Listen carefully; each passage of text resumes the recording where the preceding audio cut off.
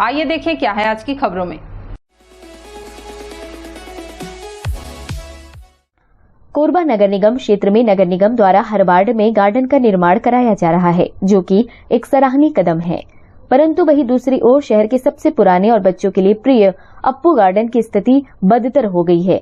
यहाँ स्थित झूले टूट चुके हैं। गर्मी के दिनों में कोरबा के लोगों को अप्पू गार्डन के वेब पुल के शुरू होने का इंतजार रहता है, परंतु यहाँ की स्थिति देखकर ऐसा नहीं लगता कि इस गर्मी में इस बार लोग इसका आनंद उठा सकेंगे। वही सफाई की व्यवस्था भी पूरे गार्डन परिसर में बदतर हो गई है। यहाँ उपस्थित गार्ड ने बताया कि सफाई कर्मियों द्वारा केवल सामने की सफाई कर ली जाती है, बाकी को छोड़ दिया जाता है, इसीलिए यहाँ कचरे का ढेर लगता जा रहा है। निगम के अधिकारियों को भी इसके बारे में जानकारी दी गई है, लेकिन कोई इस पर ध्यान नहीं देता। ट्रेन अभी 2-3 महीना हो गया है, बंद है। और जो स्विमिंग पूल है वो कब से नहीं चला? वो अगले वर्ष से चला है, उसके बाद बंद है। एक बार भी अभी गर्मी में चालू नहीं हुआ है। और क्या क्या है खराबी है? और लाइट बत्ती का काम चल रहा है, और थोड़ा से वो बाजू में पान पतई कचड़ा उचड़ा पड़ा है। साफ सफाई नहीं होता? हाँ। नहीं आते कोई साफ सफाई? हाँ। कब से नहीं आ रहे? साफ करने आता है तो सामने को मार देता है, और वहाँ बाजू में बहुत कचड़ा पड़ा है, पान पतई को यहाँ का लेके उसी में डाल देता है, उसको साफ नहीं किया है। अधिकारी आया था, देख के चला गया है और बोला था, तो कोई नहीं आया उसको साफ करने के लिए। कितना दिन हो गया है? वो कचड़ा बहुत दिन बारिश भर के पत्ता यहाँ पड़ा है। नमस्ते कोरबा न्यूज के लिए संतोष अग्रवाल के साथ अजय अग्रवाल की रिपोर्ट।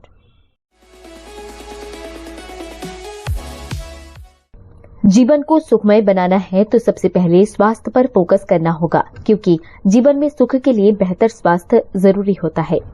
जब हम स्वस्थ रहेंगे तो सभी काम संभव हो जाता है। हमें प्रकृति का हमेशा धन्यवाद करना चाहिए कि हमें मानव जीवन मिला है और हमें बड़ी जिम्मेदारी भी मिली है। यूं कहें तो स्वास्थ्य धन ही हमारे जीवन की असली पूंजी है।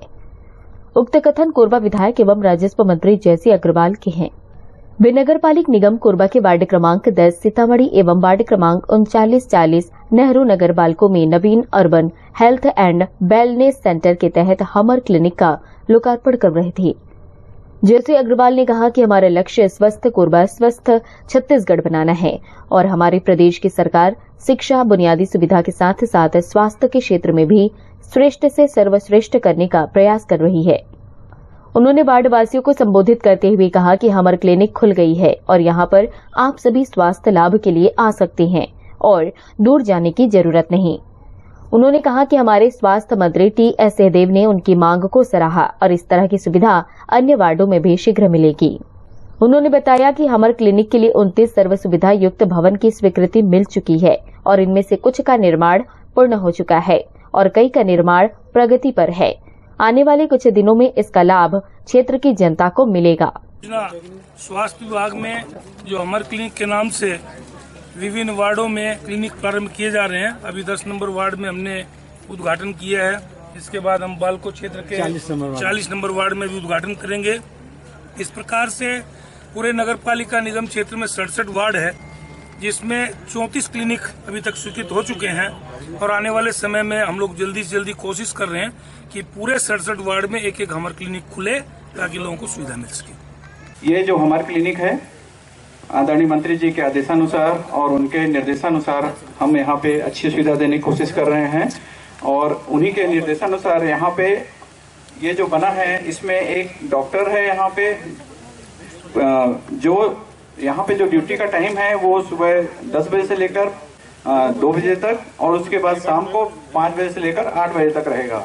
इसमें जो भी ट्रीटमेंट वाइज सर्दी खांसी बुखार ब्लड प्रेशर शुगर या जिसमें भी दवाइयों से इलाज हो सकता है या फिर जिनको भी कोई भी तकलीफ होगी यहाँ पहले दिखाएंगे और यहाँ पे जितना इलाज हो सकेगा उसके बाद पेशेंट को फिर अगर जरूरत पड़ी तो हायर सेंटर के लिए भेजा जा सकेगा।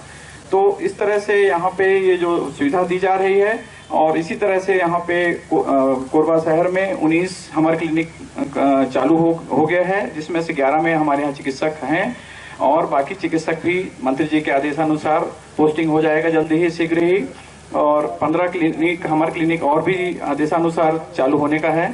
तो ये एक मंत्री जी के आदेशानुसार निर्देशानुसार ये एक बहुत अच्छा अस्पताल, यहाँ पे लोगों के बीच में लगभग 25,000 की जनसंख्या है, यहाँ पे सेवा उठा सकती है यहाँ पे। और हमारी टीम भी पूरी तरह से यहाँ पे आवश्यकता अनुसार जो भी जरूरत पड़ेगा तो सहयोग करने के लिए है।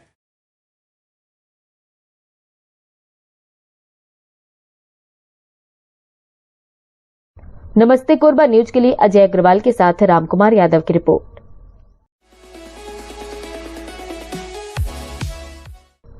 एनटीपीसी कोरबा परियोजना से प्रभावित भूविस्थापित 4 दशक बीतने के बाद भी न तो नौकरी पा सके हैं और न ही मुआवजा। परियोजना के लिए चारपारा स्थित उनकी जमीन अधिग्रहित की गई थी।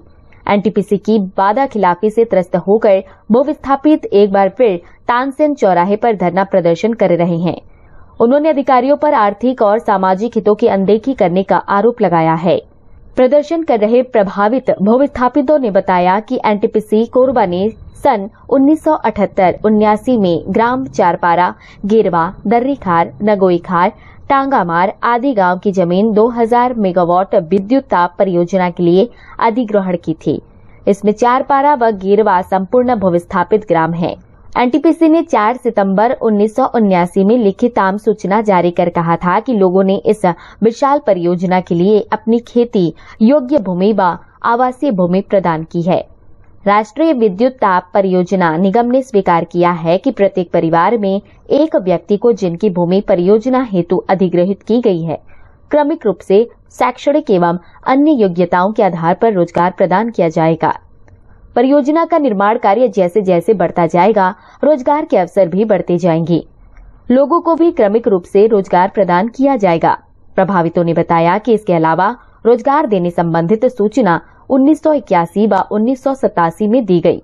इसके अनुसार ग्राम चारपारा के लगभग 300 परिवार में से मात्र 38 लोगों को ही नौकरी दी गई है। इसके बाद बचे लोगों के लिए आज तक रोजगार संबंधित कोई सूचना जारी नहीं किया गया और न ही अपने लिखित वादों का पालन इनकी ओर से किया जा रहा है। इसे लेकर गत वर्ष चारपारा के 8 लोगों ने सपरिवार आंदोलन किया था। अब उन्होंने पुनः 22 अप्रैल से आंदोलन शुरू कर दिया है। हम लोग एनटीपीसी कोरबा से एक तो नौकरी की मांग को लेकर कर रहे हैं, जो अधिग्रहित जमीन की गई थी। उसके अलावा जो बचे हुए जमीन है उसकी क्षतिपूर्ति और मुआवजा को लेकर मांग कर रहे हैं।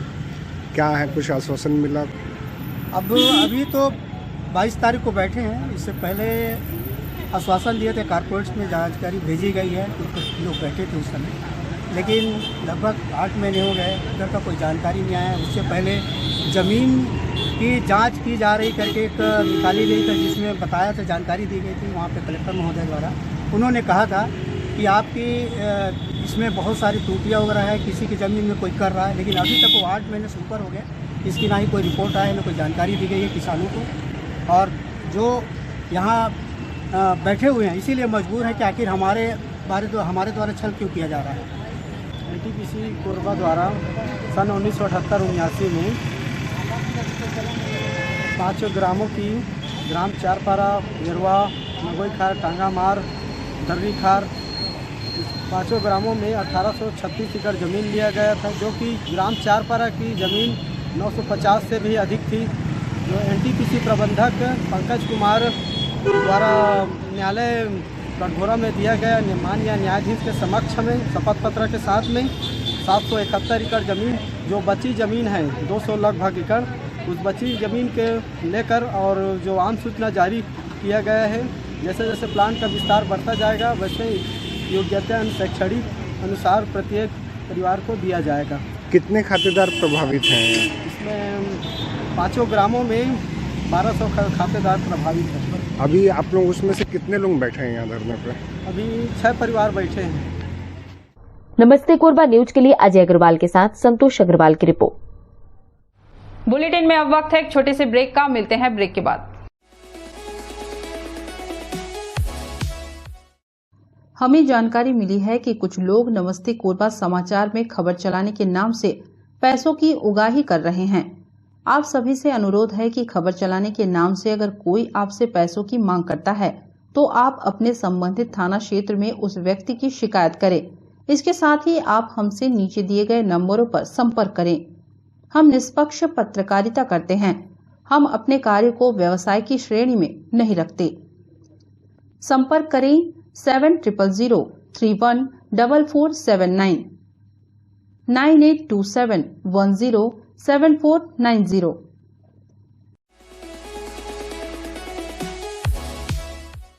छत्तीसगढ़ ग्राम पंचायत सचिव संघ के आह्वान पर जिले के पंचायत सचिव बीते मार्च से हड़ताल पर है। शासकीकरण की मांग को लेकर प्रदर्शन के 40वें दिन आंदोलन तेज करते हुए सोमवार से क्रमिक भूख हड़ताल शुरू कर दी गई है। ITI तानसेन चौक पर पहले दिन 5 पंचायत सचिव क्रमिक भूख हड़ताल पर रहे। 28 अप्रैल तक 5 पंचायत सचिव भूख हड़ताल करेंगे। पंचायत सचिवों के काम पर नहीं लौटने से उनका प्रभार इंजीनियर, ग्रामीण कृषि विस्तार अधिकारी और करारोपण अधिकारियों को दिया गया है। इसके खिलाफ इंजीनियर और अधिकारियों के संगठन ने ऐतराज जताया है। पंचायत सचिवों ने इसके पहले सरकार की सद्बुद्धि के लिए हवन किया था। इसके बाद 5 ब्लॉक से बाइक रैली भी निकाली थी, लेकिन अभी तक सरकार की ओर से चर्चा के लिए नहीं बुलाया गया है। पंचायत सचिवों का कहना है कि जब तक मांग पूरी नहीं हो जाती तब तक आंदोलन समाप्त नहीं करेंगे। सचिव संघ ने क्रमिक भूख हड़ताल की सूचना प्रशासन को भी दे दी थी। संघ के जिला अध्यक्ष धर्मलाल भारद्वाज ने कहा कि अब सभी ब्लॉक मुख्यालयों में क्रमिक भूख हड़ताल की जाएगी। मुख्यालय में पहले दिन तानसेन चौक धरना स्थल पर संतलाल कैबर्त, मनबहाल शिवरतन, संजय चंद्रा व मनशोधन यादव भूख हड़ताल पर रहे। हम लोग का बस एक सूत्री मांग है परीक्षा अवधि पश्चात शासकीकरण का। इसके लिए हम विगत 16 मार्च से आंदोलन कर रहे हैं, लेकिन छत्तीसगढ़ सरकार द्वारा किसी प्रकार का पहल नहीं किया जा रहा है। इसको देखते हुए हम प्रांतीय निर्णय के अनुसार आज 24 अप्रैल से समस्त ब्लॉक मुख्यालयों में क्रमिक भूख हड़ताल कर रहे हैं। हम लोग को एक ही मांग है शासकीकरण का, इसी के लिए हम लोग यहाँ भूख हड़ताल पे बैठे हैं। कब से बैठे हैं? आज 40वां दिन है। 16 मार्च से शुरू हुआ था, आज 40वां दिन है और आज से क्रमिक भूख हड़ताल पे हम लोग बैठे हुए हैं। नमस्ते कोरबा न्यूज के लिए संतोष अग्रवाल के साथ रामकुमार यादव की रिपोर्ट।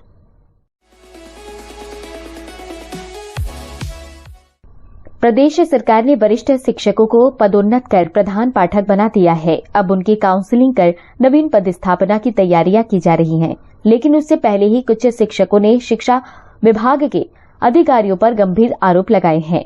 शिक्षा अधिकारी को ज्ञापन देने पहुंचे शिक्षकों ने बताया कि काउंसलिंग में सम्मिलित कुछ अधिकारी मनमानी कर काउंसलिंग को प्रभावित कर सकते हैं, लिहाजा उन्हें समिति से हटा दिया जाना चाहिए। कोरबा के शिक्षा विभाग में पदोन्नति पाने वाले शिक्षकों को जल्दी काउंसलिंग कर प्रधान पाठक के पद पर नवीन पदस्थापना देने की तैयारियां शिक्षा विभाग ने की है, परंतु शिक्षकों के संघ द्वारा काउंसलिंग में सम्मिलित शिक्षा विभाग के कुछ अधिकारियों पर पैसे लेकर नवीन पदस्थापना देने के आरोप लगाए हैं और उन्हें काउंसलिंग समिति से हटाने की मांग की गई है। शिक्षकों ने आरोप लगाया कि सहायक संचालक ने विभाग का सील और सिग्नेचर प्रभारी लिपिक को दे दिया है, जिससे कि वह अपनी मनमानी करते हुए पदस्थापना जारी कर रहा है। शिक्षकों ने बताया कि उन्होंने अपनी शिकायत जिलाधीश के पास भी करने की कोशिश की, पर उनकी बात नहीं सुनी गई। उनकी मांग है कि विवादित सदस्यों को काउंसलिंग समिति से हटाया जाए, जिससे कि पारदर्शिता से शिक्षकों की काउंसलिंग हो सके। हम असंतुष्ट प्रधान पाठकों का समूह आज इस कार्यालय में इसलिए उपस्थित हुआ है कि KR डहरिया जो है समिति, अभी जो पदोन्नति समिति है उसमें शामिल है। इन्होंने 7 नवंबर 2022 को छपे नवभारत के अखबार में खुद स्वीकार किया है कि इन्होंने विधि के विरुद्ध कार्य किए हैं। तो विधि के विरुद्ध कार्य करते हुए उनको एक बार समिति से बाहर भी किया गया है, जबकि उनको अभी समिति में फिर से शामिल किया गया है। तो हम सब समस्त प्रधान पाठकों का समूह ऐसे भ्रष्ट और गलत तरीके से कार्य करने वाले अधिकारियों को से कैसे उम्मीद करें कि हमारा जो अभी काउंसलिंग होगा उसमें पारदर्शिता बरती जाएगी। इसमें भ्रष्टाचार बहुत किया गया है, जैसे कई लोगों से इनका बर्ताव भी सही नहीं रहता और कुछ लेन देन की मामलाएं भी सामने आई हैं। और काउंसलिंग समिति में हम लोगों का ये एक मांग भी है कि उसमें महिलाओं को शामिल करना चाहिए, है ना। इसमें जैसे समिति के सदस्य में महिलाओं को एक कम से कम शामिल करना चाहिए। और जिसे आपने सर ने अभी कहे हैं कि हमारा असंतुष्ट प्रधान पाठक है, तो वाकई में भारी ही घोर अनियमितता इसमें पाई गई है। तो इससे पहले कि नवभारत में हमारा देख सकते हैं ये छप चुका है। और दूसरी है ये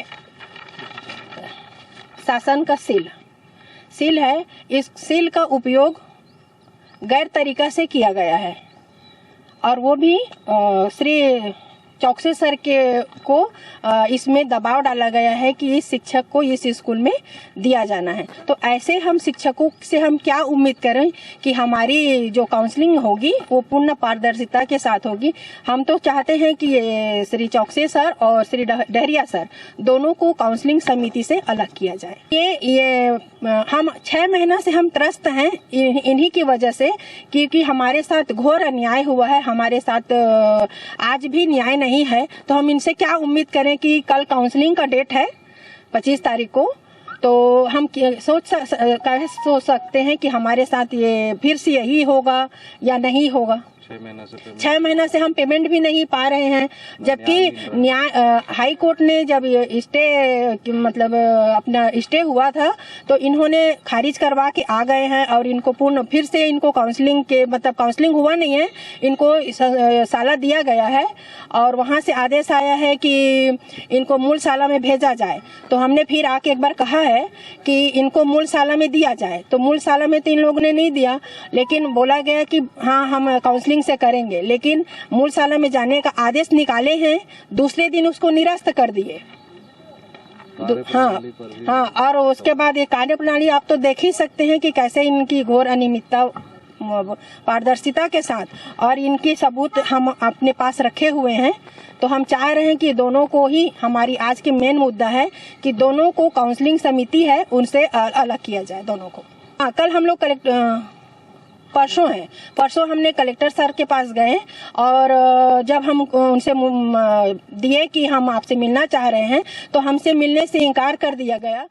नमस्ते कोरबा न्यूज के लिए अजय अग्रवाल के साथ आलोक यादव की रिपोर्ट।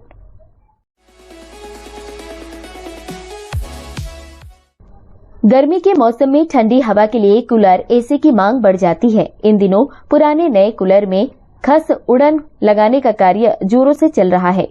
मांग बढ़ने के कारण कूलर में खस और उड़न की नई पट्टी लगाने वाले कारीगर व्यस्त हो चले हैं।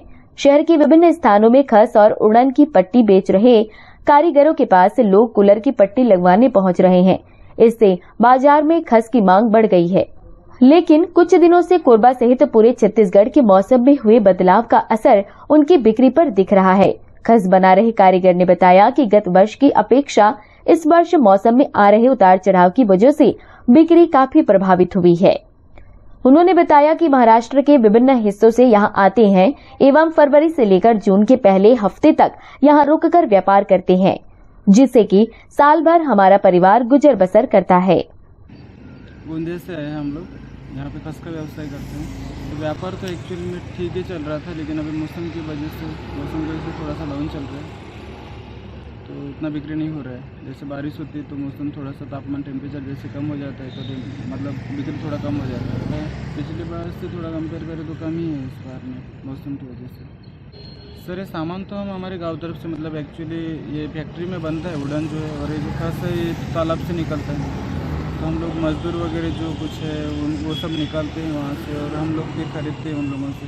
मतलब महाराष्ट्र से आता है, ये नागपुर से फैक्ट्री से खरीदते हैं, फिर यहाँ पे लाके बेचते हैं। यहाँ पे हम लोग आते हैं फरवरी के लास्ट में आते हैं, तो हम लोग जून के फर्स्ट वीक तक के रहते हैं वहाँ पर। तो अभी तक के तो नहीं है, अभी तक के तो कोई परेशानी नहीं है। एक्चुअली हम लोग यहाँ पे परमानेंट तो है नहीं ना, 2-3 महीने के लिए आते हैं फिर चले जाते हैं, इस वजह से कोई तकलीफ तो नहीं है हम लोगों को, अभी तक के तो कोई प्रॉब्लम नहीं हुआ है। नमस्ते कोरबा न्यूज के लिए संतोष अग्रवाल के साथ आलोक यादव की रिपोर्ट। न्यूज के इस बुलेटिन में बस इतना ही। न्यूज अपडेट के लिए जुड़े रहे हमारे YouTube channel, Facebook, Telegram, Instagram, Twitter को सब्सक्राइब, लाइक, कमेंट करना ना भूलें। नमस्कार।